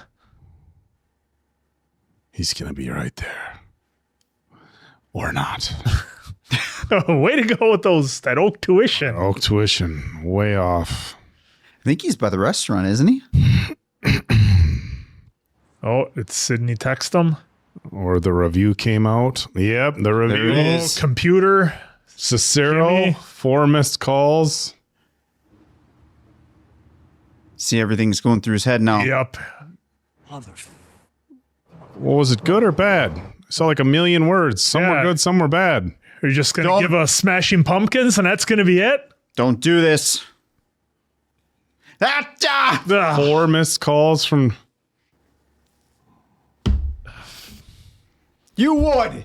You would do that to us. And not only, and it's not like it's just another episode. It's the season finale. You had to wait. What, like 2 years to figure out what happened? Y'all, that had to be torturous for you. Because so Jimmy, the restaurant computer, review, Jimmy, computer, calls and messages. Oh, that's not good. Go through it real slow once. Oh, you mean all the words? I don't know. If I that can was go just that was in his head. The confusing apprehension flavors both were excellent, leaving me. Okay, excellent's a good word. But this is like before he's imagining all this. Yeah, I don't think that was him. No, he actually didn't open seeing it. No, but this concerns me. Jimmy just called. Yep, and computer. The DM thing's in the way, but computer 3 missed calls, computer 2 messages. I got to imagine computer. Well, whatever. I'm not even gonna try to. Because they left us on a friggin' cliffhanger for the season finale. Because this could be like such a misdirect of. Oh, he texted him now, called him now. Jimmy called him now. I mean, it was all like now. Yeah. The alert now. All the alerts are now. Holy shit! I wonder if that's how they did that, because maybe they open up season 4 with Jimmy like, it was a good fucking review. Yeah, it was a good review. Or the review sucked. I want my money, and you have to figure out something else. But to be fair, he's only got LTE service, so maybe that's why it took a minute to come. Do you through. think like right away, like do you think like Jimmy and computer would get on him like immediately if it was bad though? Like, do you think if it was bad, do you think it would be like immediate? So so maybe at midnight, maybe computer is getting ahead of Jimmy now and saying XYZ, and now Jimmy may have caught wind and is trying to be like, hey, Bear, the computer, it might be saying some stuff that I'm not thinking, but he's thinking. You know, I don't know. Yeah. I guess we'll have to. Yeah, I mean, I think if it was bad, does the phone alerts on an iPhone? It's newest to oldest. So computer texted him first, then computer called, then Jimmy called. Then the alert. Well, he might have his notifications in a order. So this is Android. So Android. Oh, that's Android? Yeah. So Android sometimes will give you timing, but if let's just say he has a custom, he could have it. The Google alerts the first thing he sees. That looks a lot like an iPhone. That's what I was thinking Isn't too. it? Wait, no, with the way the bottom is, and the camera, and the way the top is, and the way that's flashlight. That's an older iPhone. Yeah. Maybe it is an older iPhone. But all that being said, I think you're right, Oak. I think if the review came out and it was trash, I don't think they would necessarily be calling him at midnight. Like, all right, we got to pull the pin. I think that's a conversation you come and have in person. Well, this is key. So it is ascending. So it'll show you the newest on top. I wasn't sure if it was like the newest on bottom. So the review came out, and then Jimmy called 4 times, and computer, and then text messages, and then computer sent text messages. Yeah. So, but I mean, I don't think. Yeah, I mean, I don't think they would be like, all right, we're pulling the pin, we're calling you at midnight. At midnight, if it was, if you it don't was, call somebody if it's bad right away. Right. Yeah, like especially computer, like. Yeah, they'd be like, well, all right, we're going to pull the pin. But, what a wild episode, despite, in my opinion, not giving us the review, because they look, guys, they teased that review for 3 episodes now, maybe 4, maybe 5, depending on how far we go back, because we had the individual episodes with all of our characters, and we don't know how that time Well, we know season 5 is on its way. Season 4 is done, which we will be diving into. Right. Clearly. But I just mean from a standpoint of me watching it. We get to go right into season 4, and this is exhausting. Yeah. I agree with you. Like to drag something that out and then be like, surprise! You have to wait another at least a year, probably. Who knows how I'm long not they saying took it's in on the between. level of 6x16 of Walking Dead with Negan, and we had to get the blackout to see who took the bat. But this would still suck because you're like, well, what was it? And his reaction afterwards was so perfect because you can't tell if that was like motherfucker or like motherfucker. Like there's that good and bad. Yeah, because I think he's that good and bad of that. Yeah, he's just reacting to the messages that he sees, and he sees what's there. But so I guess we'll have to wait for all that. But I did want to reach out to you folks who know a little bit better about if there was and how many cameos we had in here by professional chefs, because boy, it sure seemed like a lot of them. A lot of that seemed to be folks who were maybe really in the industry and telling actual stories about what they went through at that table with, Sid and Luca, and then all the new folks who we just met telling their experiences of like some of their first dishes. A lot of those people. Well, the one I got the biggest vibe was the one that Will Poulter was talking to. Yeah. And it's one of those things where it's like, and that for me, that was really relatable, and because it's like when you have a room of people like that, sometimes you have to read the room, because sometimes they just want to talk about life and not be in a restaurant with a bunch of chefs and talking about work and talking about like food, and it's like the things that you're passionate about. It's like, like I get together with my bodybuilder friends, and if a competition just happened, maybe, we talk about it. Like, if a restaurant review came out, but otherwise it's just talk about life, like normal people, And so that whole scene at the restaurant was interesting. I got to be honest, Joel McHale's character, that whole interaction, so perfect. I think he's like that with everybody, right? Yeah, I didn't even think about you. I don't think he singled out Carmy. I think he was probably an asshole like that with everybody, probably to, rough them around the edges, have them prepared for stuff, push them to their limits. And that is his quote unquote leadership style, whether you like it or not. Now, some of the things that he said, I think went too far. I think that moment was him telling I didn't single you out. This wasn't me attacking you as a person. I didn't single you out. You're not special. This is how I treated people. And, I don't think about you. I had never had any sort of personal vendetta against you. This is the style that I go with. And, at any moment you could have left. You didn't have to stay there. And Carmy, it was like, that was heavy. Like I got anxiety and ulcers and all this because of you. And it was like, well, was it because of him or was it because of the situation? I felt like that scene was really, really powerful. And when he's like, dude, you were better because of it, right? It was kind of obviously in like a I don't want to say condescending, but like, hey, he was saying him flat out, you're an excellent chef now. Is he not complimenting you? You came in mediocre and you left excellent. Yeah. And it's like when he said, you got to stop clutching onto your pearls, and here's the thing, he didn't attack him. He wasn't, they weren't working together at this time, right? It wasn't like a boss, relationship anymore. So he didn't say anything derogatory here. He wasn't like, coming at him. He was just like, this is how it is, and I felt like that was really, really powerful because I feel like that's how, some people, that's just how they are. Yeah. Everybody resonates different. And I know this is a really, really loose analogy, but we've talked about it before, even with some sports coaches. I had the football coach who would push you, grab your face mask, and that jazzed me up, right? Like that got me going. That's what fired me up. And other kids, they would do that and, going complaining to mom and dad. They're calling the school district. Oh, one of the coach grabs my kid by the face mask. Meanwhile, another kid, like that's the fire under your ass. And everybody's going to handle those situations differently. And he didn't change his style for Carmy. I'm sorry. I understand that everybody's going to take this differently, but Carmy, for me, it's like, dude, like the world isn't out to fucking get you. The world's just hard in general. The world is a very rough place. It's not out to get you. This guy wasn't out to get you. He was just an asshole all the way around. I'm not saying this guy wasn't an asshole. He's an asshole. But when you're an asshole to everybody across the board and you stay there, that's the situation you've put yourself in. You don't get to go and cry then like you made me feel this and you made me feel that. Yeah, dude, I see Dave over there shaking his head. You can shake your head all you want, dude. Carmy fucking needed to pull on. You just got Carmy hate glasses on. I guarantee you, if this fictional character was real in, we'll just limit it to one of your good friends, and you saw that shit going on, you would have a 180 on that. No, I'd say, dude, leave. Are you forced to work there? Are there other places you can work? Leave.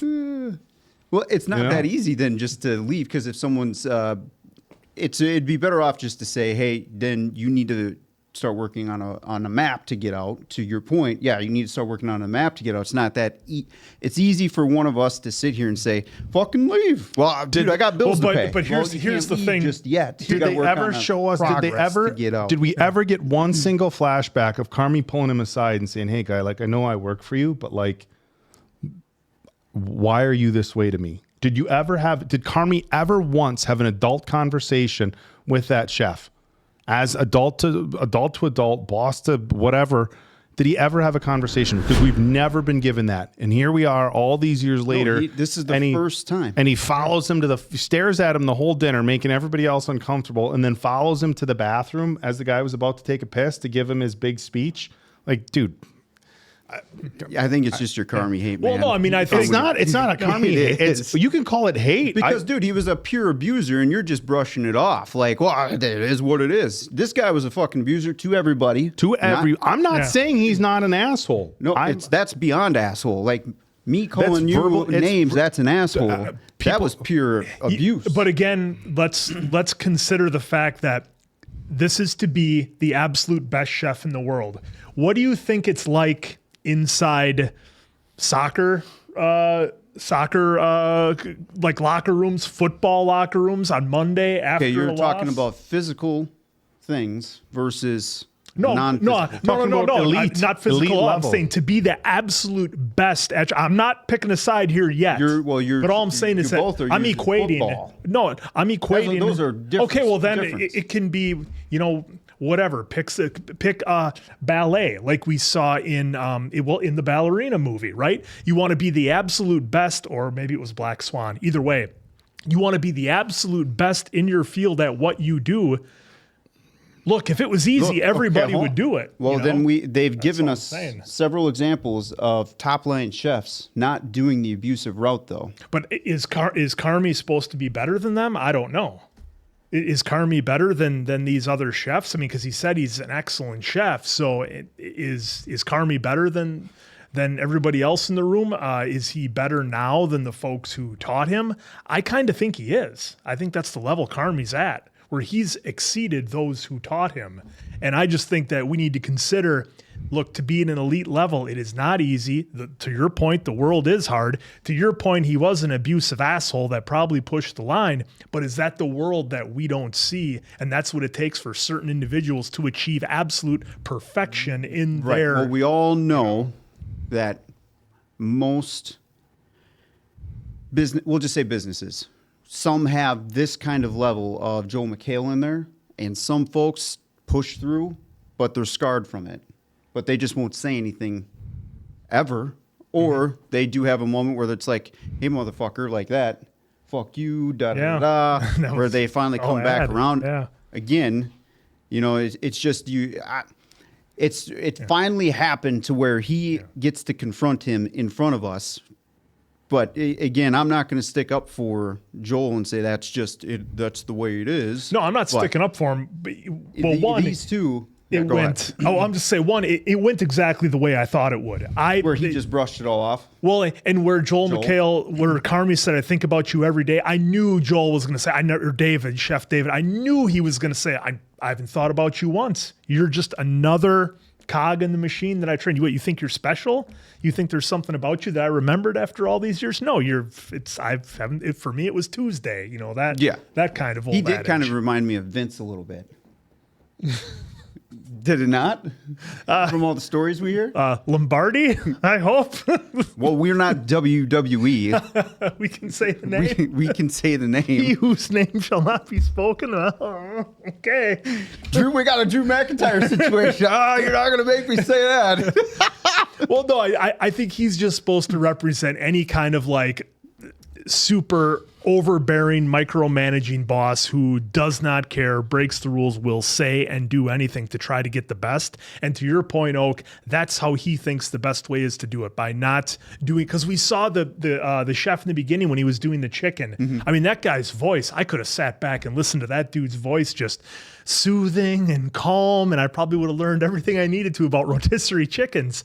And then you contrast that with Chef David's character, and it's just like two wildly different things, you know, but they all had to admit that Chef David was the best, and he's an asshole, which unfortunately, not all the time, but sometimes that does go hand in hand, where some of the folks who are the absolute best at their industry, what they had to do to get there, it's not patty cake. And I'm not saying that that's right or wrong, but sometimes that's how it goes. Well, again, I'm taking in consideration now how much that affected Carmy from a personal standpoint. Sure. Like, yeah. I'm sure there's others, but remember, we're getting only Carmy. Not like if they wrote, right. That's the story we're being. That's the story we're being told. Yeah. Now, who knows how many other people he affected that way? Now, did they all turn out to be excellent chefs? I don't know. We're not following their story. Shaking in a corner of the alcoholics or something. Yeah, maybe. You're either going to go this way or you're going to go that way. But now into the funeral dinner, like how for Chef Adam. Like, how nerve-wracking would that be? You're cooking for all these professionals. Yeah. You know, like how... It's like, what do you even prepare for them? How do you even, because you've got arguably some of the best chefs, certainly if not in the city of Chicago, the world, and how do you give them a meal? And it's almost like the meal is, well, like she said, the meal is secondary. It's the people. So maybe that's the attitude you take. You're here to celebrate. The meal is there so we have something to eat, but it's all of us coming together that matters. I look at her attitude and look at Carmy's attitude, and it's like I don't like the way I think Jeremy Allen White is fucking phenomenal, by the way. I think he's beyond talented as an actor. But the way Carmy is written here, he's got a victim mentality. World's out to get me. Now, there is a lot to be said, a huge amount to be said about the loss of his brother. And nobody can talk about the impact that can have on a person and how that can impact every other thing of his life. And if he was to say, like, if they were to revisit that, and they do sometimes, right? They revisit that because his brother was like the one who was always telling him, you're great and you're so talented. And then I don't know if he looked at, Joel McHale's character as kind of like a fatherly big brother figure, and to have somebody like tell you that you suck all the time, right? But it's so complex because it's like, okay, here's the thing. If he really thought you were that terrible, how long do you think you'd have a job for? Yeah, he would have just booted you. So this person thinks I'm the worst in the world, yet I get to come back for how long? I get to come back every day, and it's like, okay, this is... Is he paying him for the school? Yeah. Look, there's so many layers to that relationship, and I don't know. The other interesting thing about that was that he was always talking to him like a level voice. Yeah, he said, "Hey, we're gonna slow it down for Carmy," but he wasn't like "fuck you," I wasn't like screaming at the whole kitchen and everything. It's a very interesting relationship that they showed there. But they painted this picture out to be like that's probably how he was with everybody. And he probably had that reputation before you start there. And after you left, he probably still had that reputation. And when he's like, I don't think about you, you got to unclutch your pearls. It's like, dude, that's when you have to fucking let it go. Because when, they made a point of showing everybody else he worked with. Like you said, that guy's voice was so soothing. The chef who owned this restaurant that's having the funeral, the other guy who was teaching him, hell, you got to sizzle, listen to the music. Everybody was so kind to him and teaching and nurturing is the word, right? But the one person who was like hard on him, he just like rent free in his head 24/7. He's got anxiety, panic attacks, ulcers, all that from one person. And it's like he forgets like the lessons he learned from everybody else and just gets hyper fixated on that one person. And yes, it can be damaging, but it's just like when he said that, like, I don't unclutch your pearls. Like, dude, you gotta fucking let it go, because you have to be able to move forward. I'm not saying move forward past what happened with his brother. You'll never move past that ever. You never move past that. But as far as letting somebody who you worked for how many years in the past impact your day-to-day life on a terrible basis like that, and look, it's touchy because it's like, yes, it's severe verbal and you could call it emotional abuse, and I know a lot of people have PTSD from that. You could very well say Carmy has PTSD, but it's not.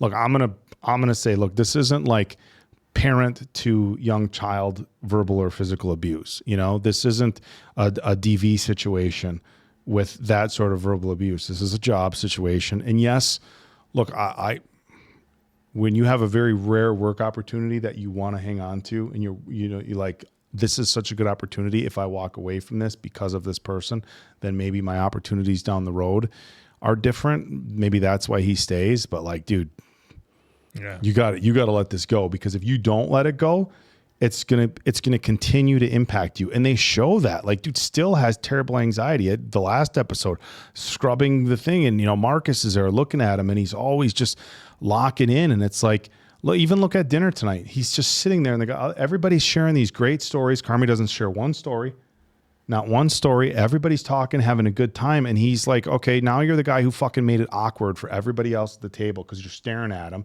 And everybody's having fun, sharing stories. It's supposed to be this celebration for her restaurant, and you're over there like, this motherfucker. Like, blah, blah, blah. I'd be like, dude, chill the fuck out. You're killing the vibe for everybody else. Yeah, and that's, again, I think was a major part of the episode. The one thing that kind of irritates me is with Sydney's character. Not with Sydney, but the way everybody else around her. And again, I said this back how many episodes ago? Why is nobody asking Sydney what's wrong and why haven't you signed? If I could just get an answer to that. To your point, I think after seeing these confrontations she's been having here, you wouldn't get an answer. I'm not saying she's afraid of confrontation, because we definitely have seen season 1 that she's not afraid of confrontation. I think sometimes she doesn't want to let people down, but she also doesn't have the answer either yet.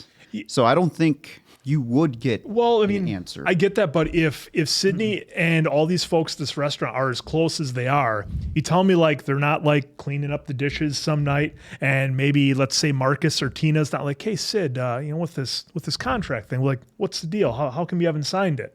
Like, to me, that's a natural conversation you would have, and I don't think it should necessarily be on Sydney to have to necessarily reach out for it. Certainly she could, but if she's not comfortable, we've seen on the show where people ask, hey, you good? What's happening? You doing all right? That sort of thing. I'm just amazed that nobody reached out to her. And it's really shitty that she's in this situation having panic attacks. She's thinking about everybody at the restaurant and how great they are and the relationships he's made and how far they come.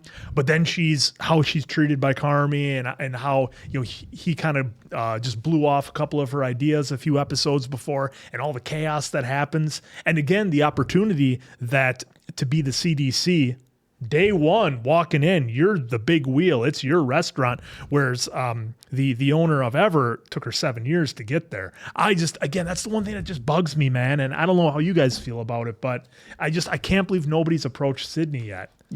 Again, I don't know if you would get a straight up answer from her, because she's still to me, I'm taking it as she still hasn't made up her mind. So I don't know. That's exactly how I'm taking it. She has. I think she's conflicted. It's really hard to fucking work for Carmy, and the other guy seems really nice. Now we don't know what he looks like in and out of the restaurant. The first impression we got of him, though, he came out in Richie's episode. Yeah, when they were all sitting at the table. You. Yeah. And the smudge this, and he was yelling, right? So there is a side. I mean, so there's a side there. So it's like, but she gets to be in charge. She gets to have her own vision, you know. And he'd be the back end They were guy. talking about all these meals and how these people got to do their own thing. And I tried this and I tried that. And it's like, well, it's never going to be your thing. It's gonna be Carmy's, because she's tried throwing out her ideas to him, and he's like, no, we're gonna do this.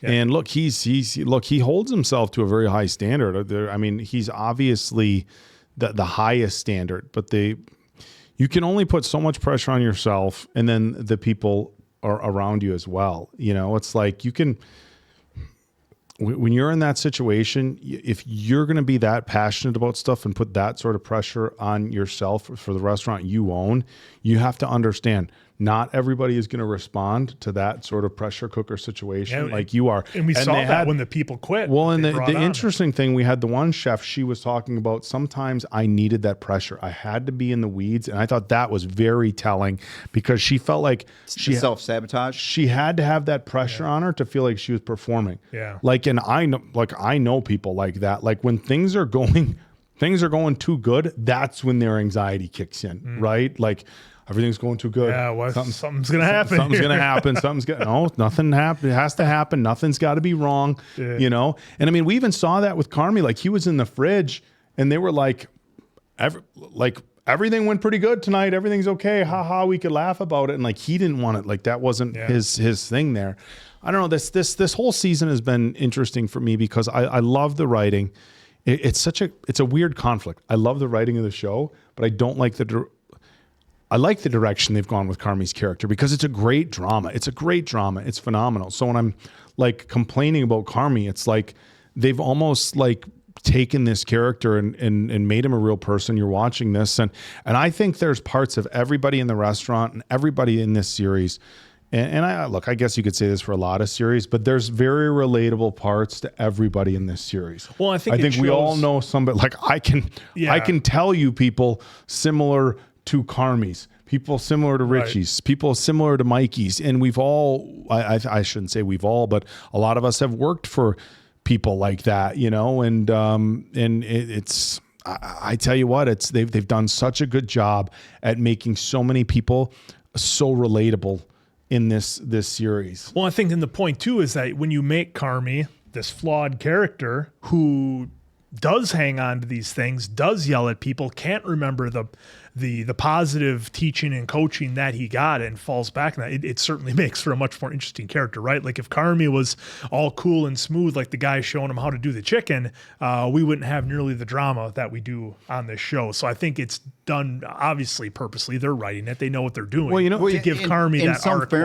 In some fairness, it feels like, kind of trying to reflect back on the season, it feels like there is some disjoints in progressions for some characters. Maybe Carmy's one of them. I'd have to sit down and really think about that too. But actually, now I'm saying it out loud, there is a little bit of a disjoint, right? Because this season we had, speaking of, Carmy confronting his abuser, we could say that Sugar, she made that very clear that her mom had some kind of physical damage, or not physical damage, mental emotional damage to her as well. She confronted that with her during that special moment, right? Yeah, and it worked out, with the birth of the baby that was coming.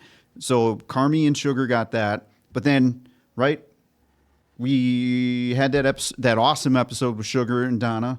Pete showed up, boom. We got the text to Donna, right? Yeah. The picture text. But we had like one line between Jimmy and Carmy. Like, is he really that disconnected from Sugar? I was getting the vibe that him and Sugar were working on the relationship decently well. And she has the baby, and there's barely he doesn't want to go see her. Yeah. So little things like that to me were disconnected here. It was a bit of a tough balancing act, because they tried to give our other characters so much depth. I mean, we had a whole episode about Tina and how she got started, and how great was that episode. Granted, now We had one with Marcus too, right? Yeah, we had the some one with others. Marcus, and we had Richie, and we had a couple that were pretty focused on Richie. Yeah, season 2, You know, but it's like, I think that's kind of the risk you take when you're trying to give all these other characters depth and give them story, that We had a lot more sometimes, facts. yeah, sometimes who you think is your lead and your main is going to have to step back a little bit, and maybe things won't make sense because they just don't have the screen time to show Carmy interacting with everyone. You know, one of the most powerful scenes of this whole film was when you're in Carmy's head and he's going back and forth between Joel McHale and Claire, like, fuck you, you suck, I love you so much. And it's like, dude, which, like, that's another thing. It's like, I know you could say it all day, like, which one of those voices are you going to let win in your head or take up more space? And obviously, you know, we all, you know, weigh on criticism sometimes more than we do on compliments. But like, that scene was super powerful too, is because it's like, he's got all that, somebody who genuinely cares about him, wants to see him succeed. You know, he's known for a long time, you know, cares about him on a very deep, loves him. And like, he's like downplaying, I think, the significance of that. And it's like, well, I'm going to give 10% of my headspace to Claire, and the other 90% I'm going to split with my restaurant and a guy I used to work for that, you know, gave me a hard time. I'm sure Jimmy would want it to be 100% focused on the Jimmy, restaurant well, and I computer. think Jimmy wants his mental health to be. Look, Jimmy care. That's the one thing. Jimmy cares about everybody. He made that very clear. So but he made that very clear. Again, I thought the performance by Sydney, sorry, I keep going back to her, but it was such an arc for her this season. That scene with her outside the apartment, I was with you, Oak. I thought somebody was going to find her, and I thought maybe that was when we were going to finally get our moment. And even if it wasn't somebody from the Bear, let's say it was Luca, because they were chatting before, and he's like, hey, what's going on? And she's like, well, I have this decision to try to make. And again, maybe that would be a little sloppy dialogue-wise and writing-wise, but I was waiting for somebody to find her there when she was kind of having that bit of a panic attack.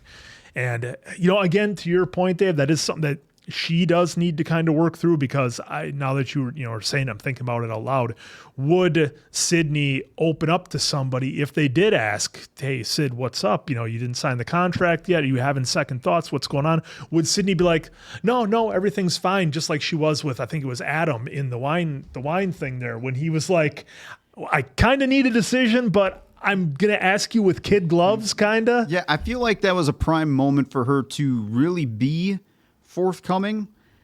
Not saying that she was lying, because she's clear that, yeah, she's definitely interested, but she was definitely trying not to give any like indication that I'm having second thoughts, but I'm also I'm considering both. Yeah, because he didn't, or she didn't want him to go away and ask somebody else for the. He's like, do I need to get somebody else? Yeah, in fairness to him, I feel like he's not going to be.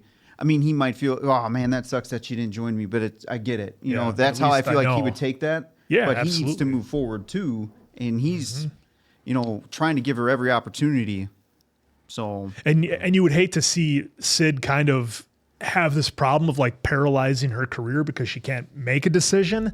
And, you know, either way she goes, I think would probably be okay. There's going to be pressure on both ends. Like, look, if she's the CDC, it's all on her. There ain't nobody else to look to as to why something went wrong. So there's that level of pressure, but then there's obviously the pressure at the Bear. So yeah, it's going to be wild. Folks, I can't believe they're making us wait for the review. Yeah, well, and the overall season again, yeah, I wouldn't say it's, I know we've given the first 2 5s. Yeah. But I still did enjoy the season. It just, a little different than where the first 2 were. And the main focus was kind of, you know, the review, and then trying to get more involved with the characters here, the outside of Carmy. Yeah, to see just how much the restaurant means to everybody else. Because like, look, they made it pretty clear restaurants are closing in town, and even when they talked to the folks in the kitchen area with Richie, it's like, so you guys got something lined up, and they're like, we'll be okay. Yeah, I haven't thought about that. And real quick, too, with Terry, she basically just wants to live life. Yeah, we finally got our answer. I know it took us a while to get there, folks. I'm glad you brought it up. But yeah, we finally figured out why, because we had a lot of speculation. Why was Terry leaving the business, the way she was handling, et cetera? And yeah, she just wants to be able to do her thing. And that makes sense, right? Anybody who's a business owner, it's 24/7, a restaurant especially. And, you know, we see that, and she just wants to be able to do her own thing. She's made her money. She made, I was hitting it with my Rolex. So obviously Terry's doing doing pretty good. I'm not saying a Rolex is the end all be all, but typically people who are doing, quite well, that's their. So that should answer your question if she yeah, was doing well. If she was doing all right, yeah, that answers that question as to why she would close down. Because I know I question that, like, oh, they having money issues? Well, they're always packed. That doesn't make sense. But yeah, glad we got that answer. So yeah, now going to the beginning. To the scores. That was all the chefs.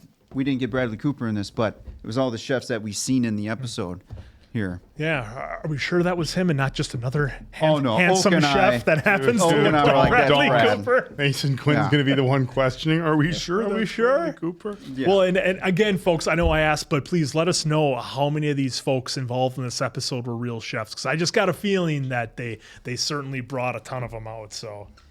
Yeah, it wouldn't surprise me if all of them were, or some were just like, yeah, we needed some actors, but. Yep.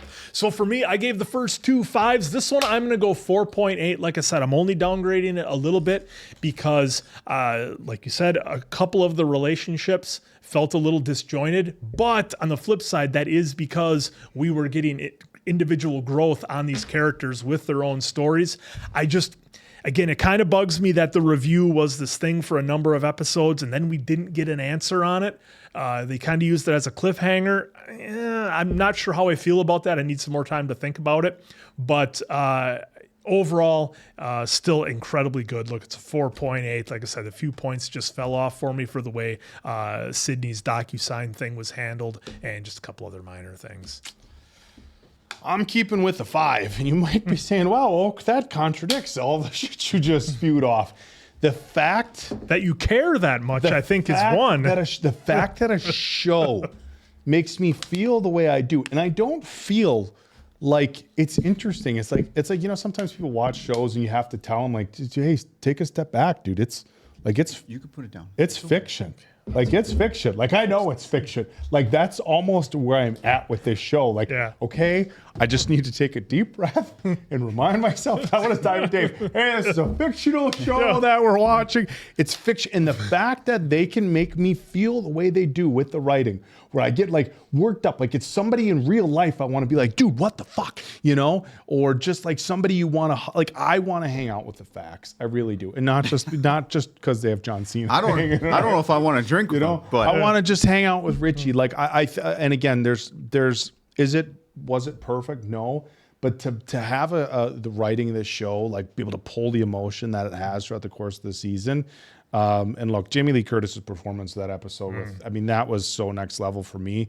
Like, even if I don't agree with everything in the writing, I think the performances alone, and again, like Jeremy Allen White, like Carmy's character, it gets me sometimes, but how talented is Jeremy Allen White? I mean, just really, he is just really next level. And we saw him in a, pretty much just the Iron Claw. Just the Iron Claw. I haven't really seen him in anything else, but I'm just blown away. So a 5 for me.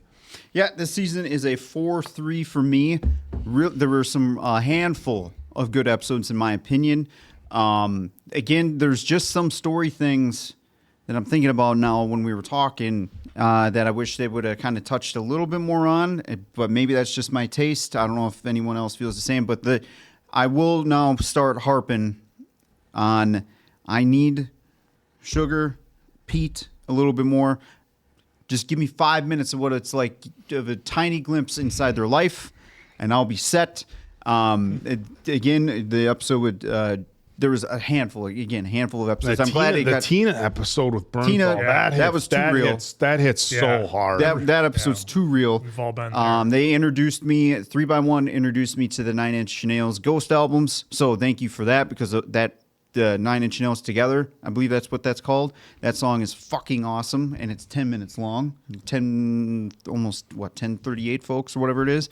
So a lot of great things that's happened. There's just tiniest little things. Again, for my taste, I wish it would have changed or given us selfishly. Maybe they will and it just hasn't happened yet. Maybe there was a setup. But again, everyone behind the camera, editors, all you are rock stars. I know you guys won a ton of awards, but I hope you guys still get a lot of credit, because the actors always get the shine, right? But you editors, you camera folks, even you boomstick kids, guys, gals, everyone behind the camera, you're still crushing it. I can't wait to see what's going to happen in season 4. And yes, we had a lot of episodes that were lifelike. In this one, we got Jon Bernthal, almost because of that Tina episode. And I'm hoping we still get more great episodes delivered in season 4 here as we go along. And then we'll be caught up with you guys and waiting for season 5. Wait for 5. Maybe they'll get the review in season 5. We'll find out. Look, all kidding aside, this was a lot of fun. Hope you enjoyed it. Let us know in the comments. So for Diamond Dave Damone, that's the Appleton Oak. I'm Mason Quinn. This is Bad Medicine. That was the Bear. On to season 4.